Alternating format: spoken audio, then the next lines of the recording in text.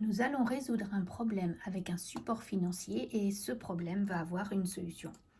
Donc Anatole a un portefeuille et dans son portefeuille, il n'a que des billets de 5 euros et des billets de 20 euros.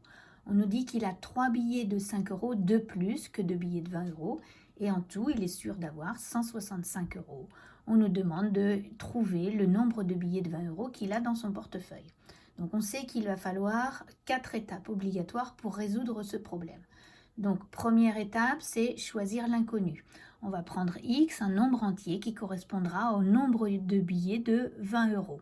Souvent, c'est la question qui nous propose ce choix. Donc, on regarde bien la question et on choisit notre inconnu. Deuxième étape, c'est mettre le problème en équation. Une fois qu'on a choisi X, eh bien, on va relire le texte et mettre certaines informations en fonction de X.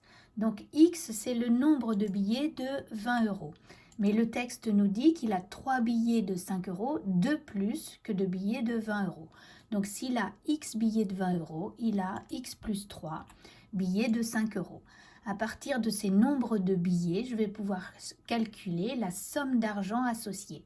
Donc si j'avais un billet de 20 euros, j'aurais 20 euros. Si j'avais 2 billets de 20 euros, j'aurais 2 fois 20 euros. Là, j'ai X billets de 20 euros, donc en somme d'argent, j'ai X fois 20. Et puis, pour les billets de 5 euros, si j'en avais un, ça me ferait 5 euros. Si j'en avais deux, ça me ferait 2 fois 5 euros. Et là, j'en ai X plus 3, donc ça me donne X plus 3 fois 5 euros. Donc, cette somme d'argent faite par les billets de 20 euros et celle-ci faite par les billets de 5 euros, si je les rassemble, ça donne la somme d'argent qui est contenue dans le portefeuille d'Anatole. Et donc, ça me donne X fois 20 plus X plus 3 fois 5. Ça, c'est la somme d'argent en fonction de X. Maintenant, Anatole, il sait qu'il a comme somme d'argent une somme connue, c'est 165 euros. Eh bien, ces deux sommes d'argent, elles sont égales.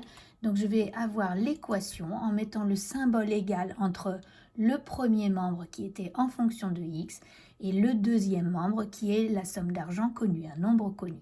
Ça, c'était la mise en équation du problème. Maintenant, je dois résoudre l'équation. C'est la partie technique, c'est la troisième étape de résolution d'un problème. Alors, j'ai des x dans le membre de gauche. Je vais remettre un peu d'ordre et rassembler les x et ça me donne finalement 20x. Là, je développe 5 fois x, 5x, 5 fois 3, 15.